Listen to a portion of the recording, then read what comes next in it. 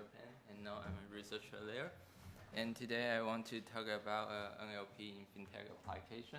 That is the topic that I taught in AACO 2020. So today I will not focus on the work that before 2020. I want to provide some new material to of you in 2021 till now. So let me briefly introduce myself.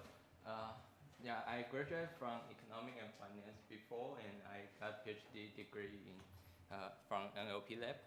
And recently, in my team, we are focusing on like financial opinion mining and report generation, and also focus on many work related to numeral understanding and numeracy.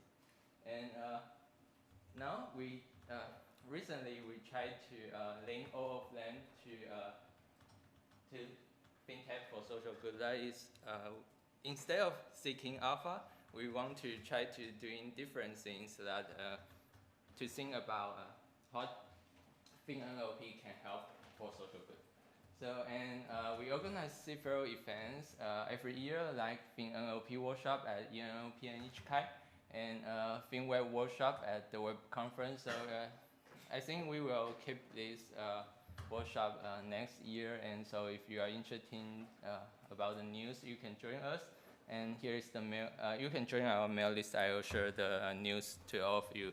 And we also share many to me, it's interesting. We also try to share many interesting data set and text to our community every year. Like next year, we have a financial argument mining share text in NTCIR, and I will introduce a bit later.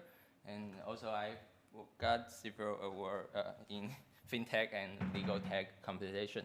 And here I want to share one thing is I write a book that related to financial opinion to argument mining, and we define several components that if you want to extract the information from the financial opinion, that we think that like the general component like the published type opinion holder that you should extract. But there are several temporal information that is different from like the traditional opinion, like in the product review or hotel review. There are some specific character in financial opinion. So, so we define several components that are related to financial opinion, and we already extract some of them. But like the opinion quality and influence power, that is the topic that we are exploring now. So if you are interested in this topic, this book is free access, so please take a look and feel free to discuss with me. So here's today's outline.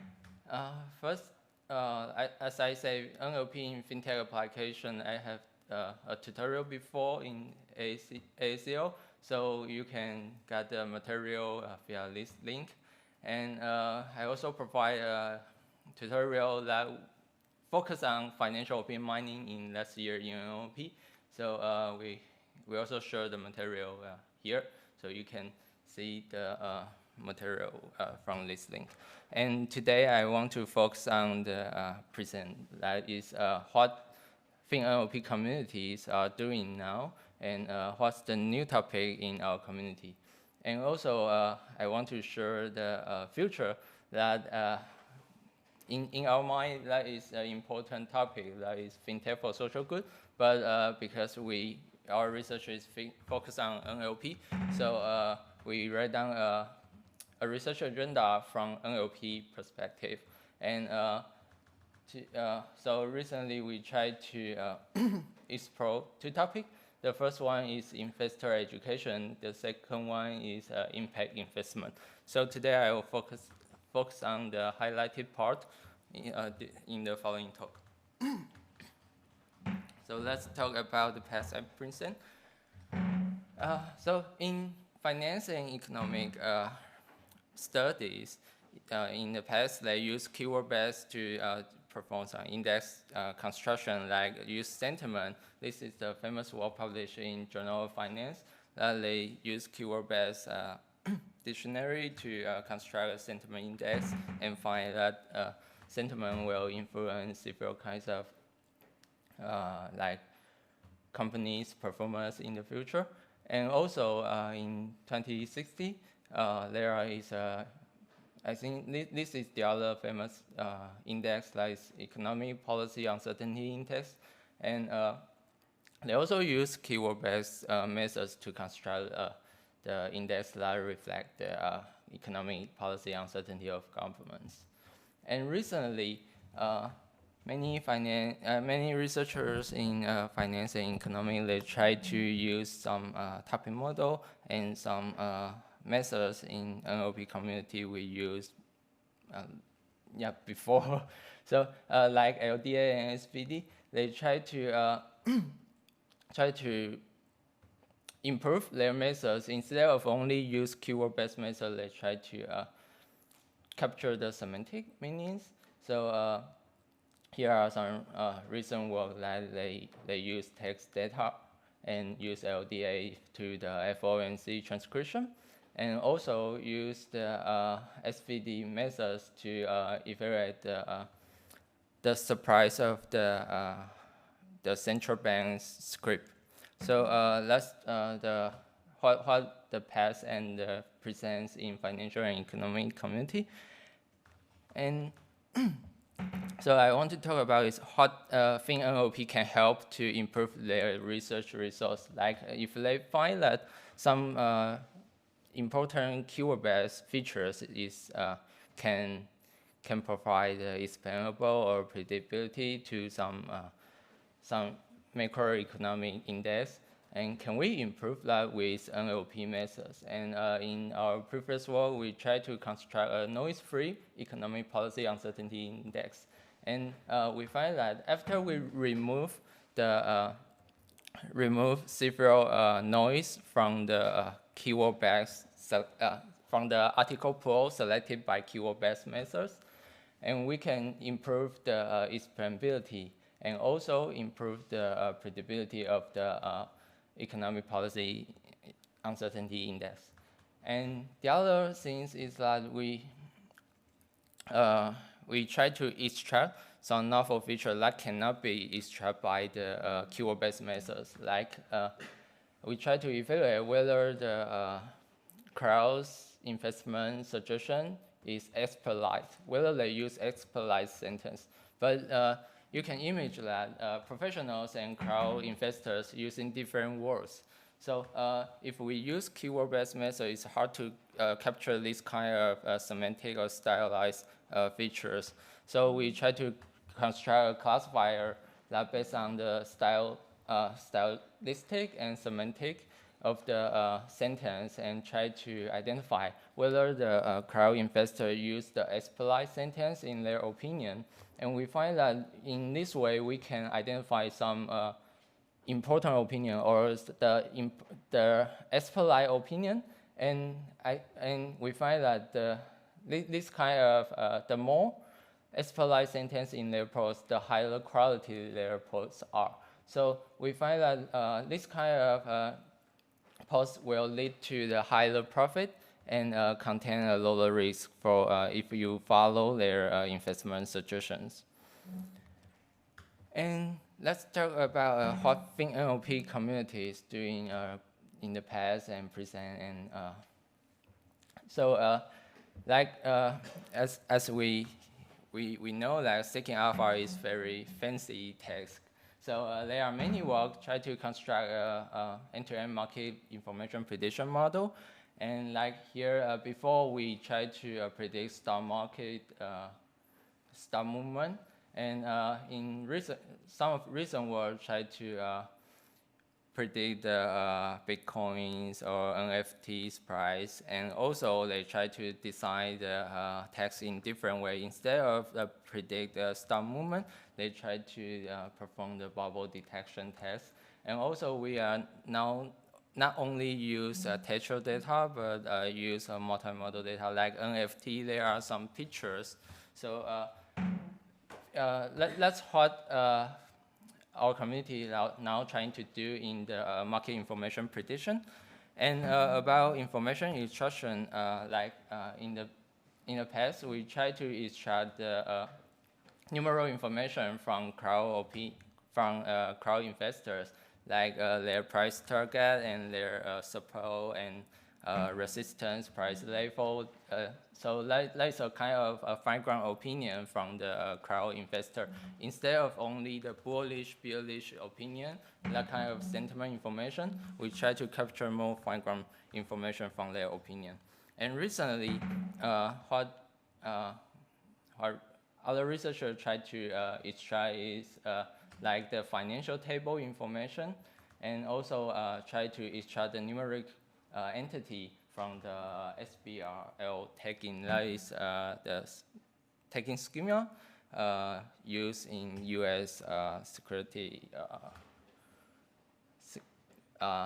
SEC. So that's what we are doing recently. And also there are many applications related to FinTech, like the identify the fraud or some regulation tax.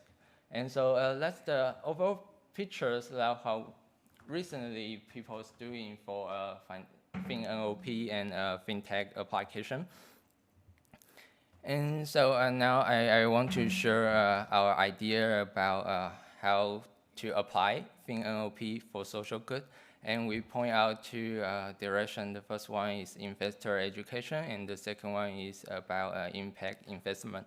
And like I say, we write down a research agenda, and you can get the script draft from this link. So feel free to let me know your opinion about our idea, and if you have any suggestions. Next year in FinNLP, our theme is FinNLP for social good, so you can share your ideas later, and I will provide the detail later. So let's talk about the investor education. And what's the motivation to to do this kind of application is that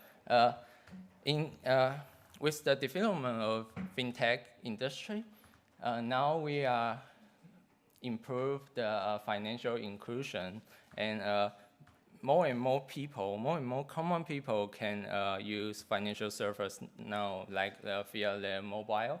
And since common people are the FinTech target audience, so now we provide some very friendly UI, and we can open an account very easier, and we can trade like via Robinhood, just press buy and sales, and then you can, you just like play a game.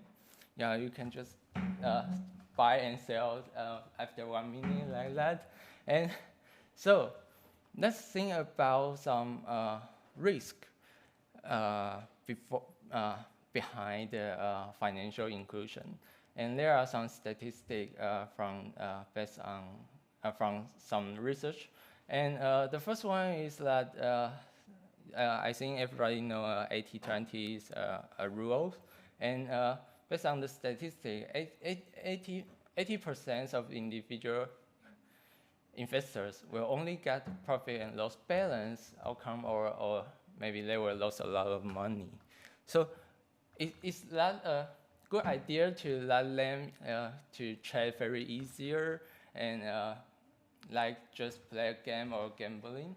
I'm not sure, but it's good to pursue a financial inclusion, but that may have a risk behind that. And based on some statistics in Taiwan, the financial literacy is not as good as we expect. Like the youth people do not have any sense to finance, but there are many youth people open account, especially in the past 2 years. And there are, they also try to do a survey to the graduate student, and they find that less than 5% of them have a good sense in finance. So since investor education is one of the projects of OECD, So I think that maybe we can do something to improve the financial literacy. So like there are some sad news that some young trader he misunderstood the information on Robinhood and finally died because of these things. So that's the motivation that why we try to point out this issue and hope more and more people can join us to thinking about how to improve the financial, how to improve the investor education when we pursuing financial inclusion. So let's think about what we do for investor education. That is a passive way that we put several kinds of material on the website, like OECD. They put several suggestions, like 5 questions asked before you invest. But I'm not sure how many people have read this page before you do investment. And so we think that we can make this process to the active way. That is, the first one is we can try to scoring their investment reason. Like we can try to evaluate whether their reason is reasonable. That one of the previous work in FinNLP workshop, they try to annotate the rationale that write down by the students, and they try to propose some methods to solve this text, like classify different rationale in different degree. And one of our previous work last year is try to evaluate whether whether the given opinion can lead to the profitable outcome. And there is a research question about that, whether the reasonable trading opinion can always lead to the profitable outcome. And we are not sure about that, but to scoring investor reason, we think that there are 2 ways. The first one is from the reasonable aspect. The second one is from whether this opinion, to what extent this opinion can lead to the profitable outcome. And the other direction is that we are now trying to generate the risk reminder. Instead of generate the professional report or generate some opinion suggest a customer to buy some stock, we want to generate some risk reminder. When they write down their investment opinion, we want to remind them like the key downside risk. What is the key downside risk of your opinion, and what is the if your opinion is a bearish opinion, so what is the key upside risk of your investor opinion, like that. So there are some work try to generate a professional report to provide investment suggestion, but we think that we can go one more step and try to generate a risk reminder to investors. So that's all about investor education. And about impact investment, I think some speaker already talked about that. Recently, we are focused on. There are many researchers focused on the ESG topic and environment or social impact, and it's similar that in the past we are focused on the return and risk trade-off, right? In our textbook, we but majorly focus on the return and risk. And recently, and maybe in the future, we need to add one more dimension when we try to make an investment decision. That is the impact towards the environment and society. And so the first thing is try to identify the ESG issues that, like MSCI, they define 35 ESG-related issues. But to the best of my knowledge, in our community, we don't have such data set to explore, to identify the ESG issues. That is a kind of topic classification, but if we don't have this kind of data set, we cannot explore the downstream tasks. So we are now trying to construct one, and that is the multilingual one, include French and Chinese and English. So we will release that next year. And the other topic is about to identify that is the opportunity or the risk to the environment or social or society. And to me, the most interesting thing is about the impact loans. That is to evaluate how long this ESG news will influence the company's operation, like within 2 years or during 2 years to 5 years or longer than 5 years. I think there are no recent work or previous work have focused on the try to evaluate the impact loans. But it's intuitive that this is a very challenging task to if we want to label this kind of data set, it also very challenging. But we are now trying to make some discussion from this aspect. And the other thing is about the scenario planning. That is what I think that NLP technology can do. That the motivation to point out this point is that when we try to write down the ESG report or in the ESG regulation, they are asking companies to perform scenario planning and to disclose of the climate-related risk and opportunity. So there are many companies they face. They think that this is a very challenging task. That how to link, how to perform scenario planning. They need to hire expert or how to do this thing because this is a new thing and this is a new regulation. So we want to try to llama those instead of replace the experts. We want to discuss to what extent models can help experts to generate scenarios. And the key to scenario planning is that we want to select of a set of scenarios that cover several kinds of possible outcomes.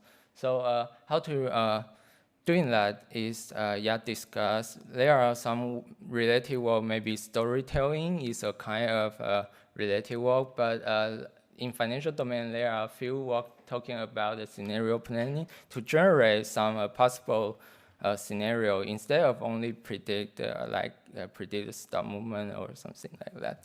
And some extent direction is that maybe we can use the causal inference or causal chain methods that we development for finance and economic, and then use that in the non-monetary terms like ESG related terms to try to capture this kind of causal inference.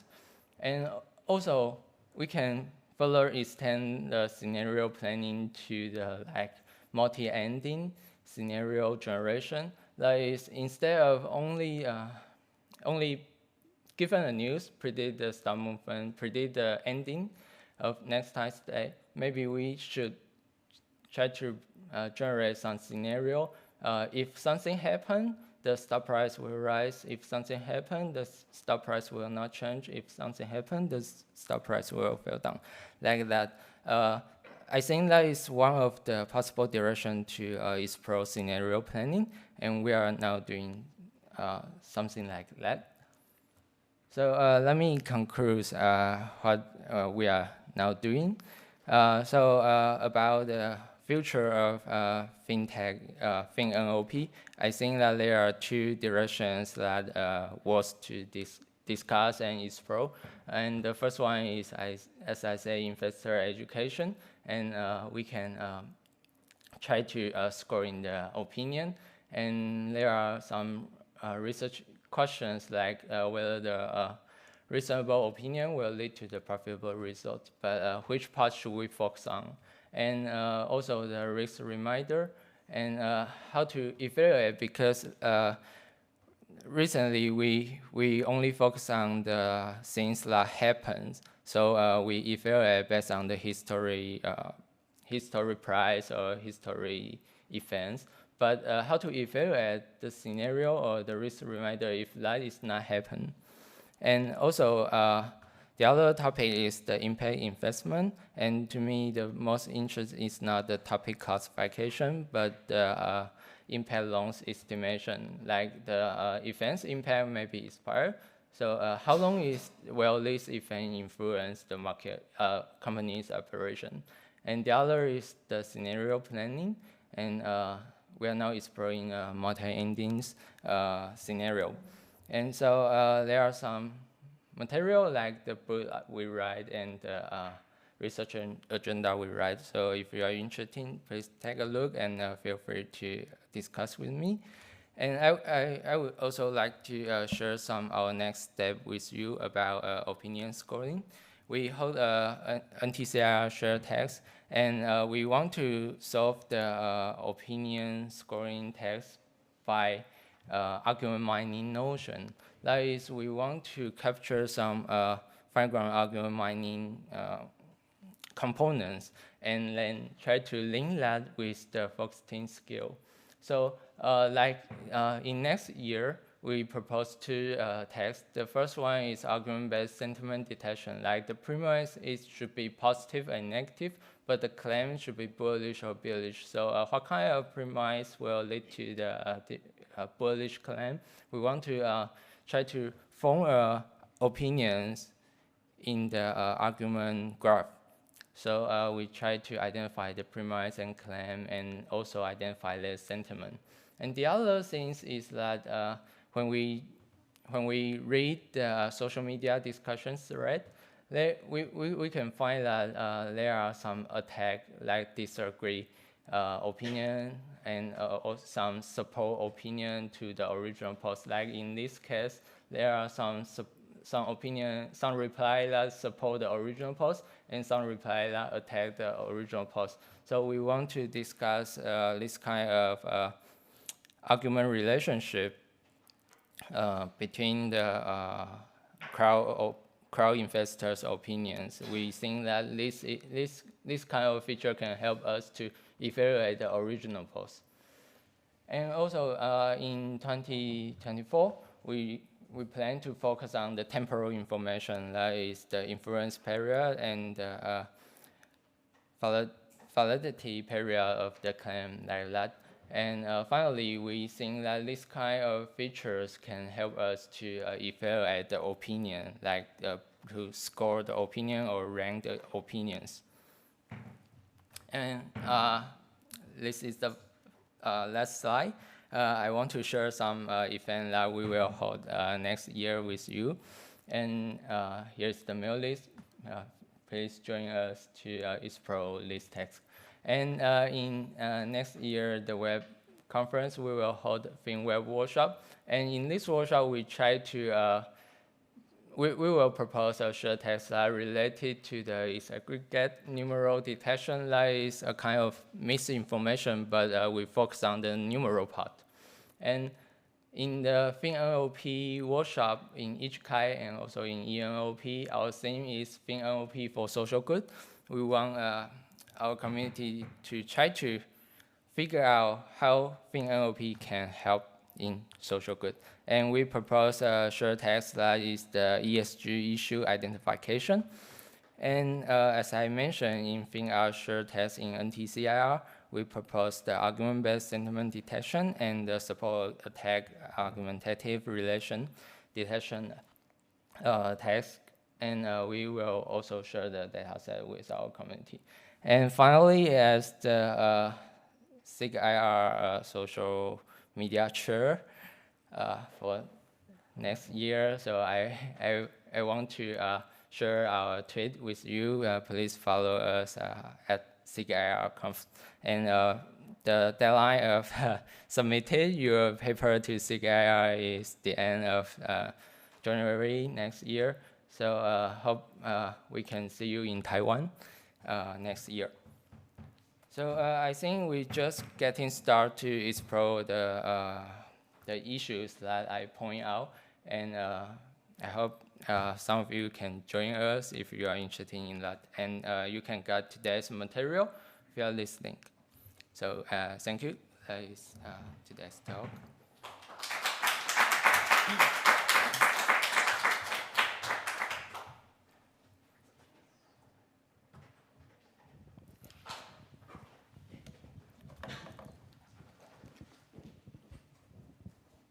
Thank you for the interesting talk. I'm really interested.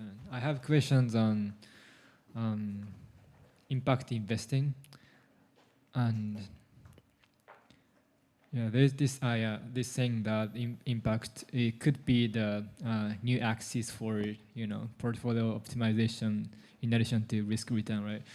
But I feel like there is no unified assessment to kind of quantify the impact of the company, while there is some unified approach to assess risk and return.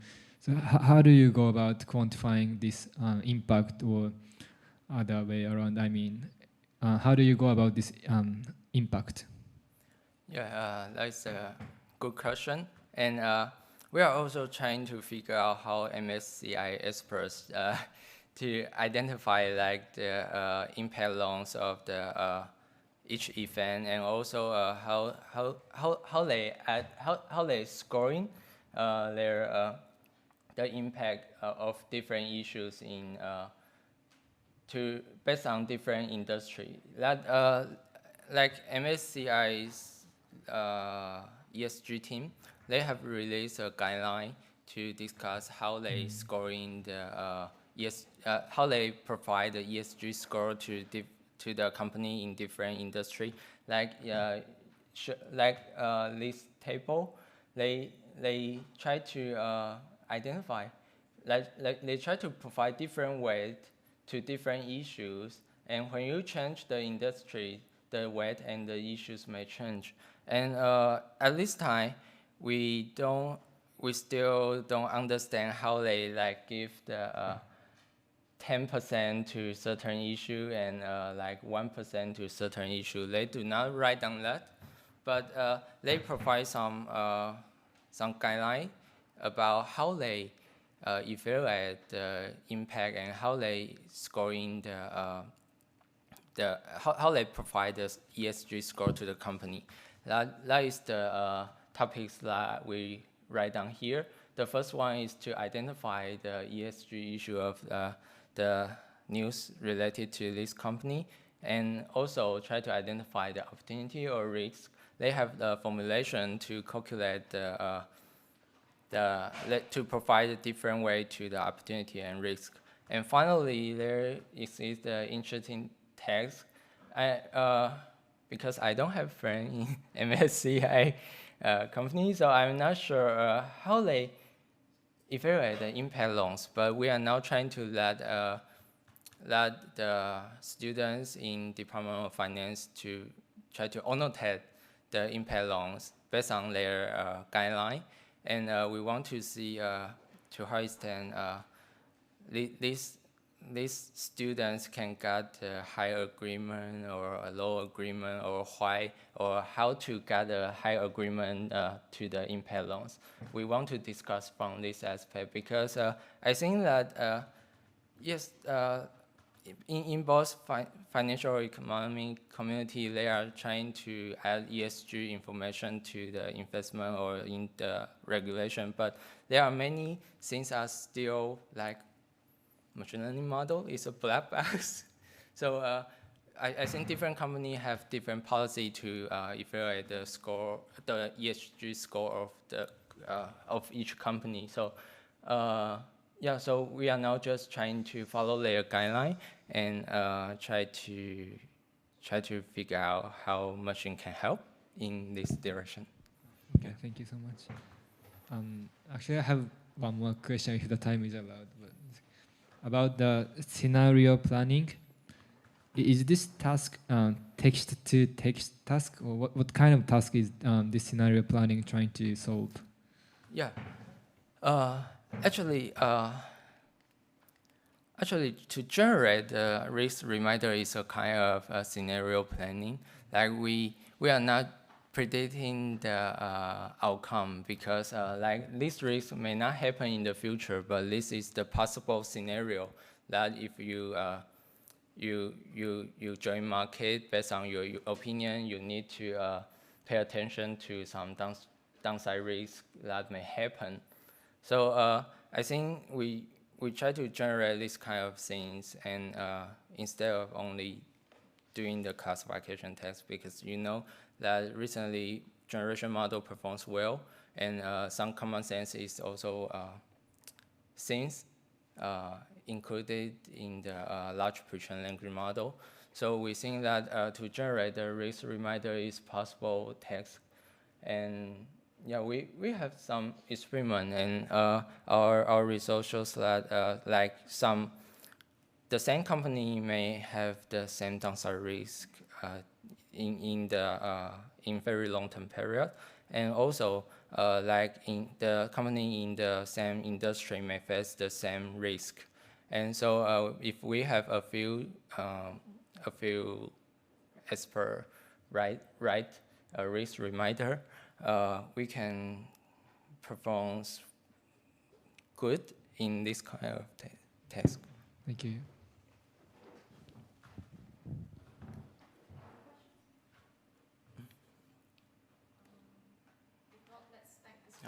Thank you.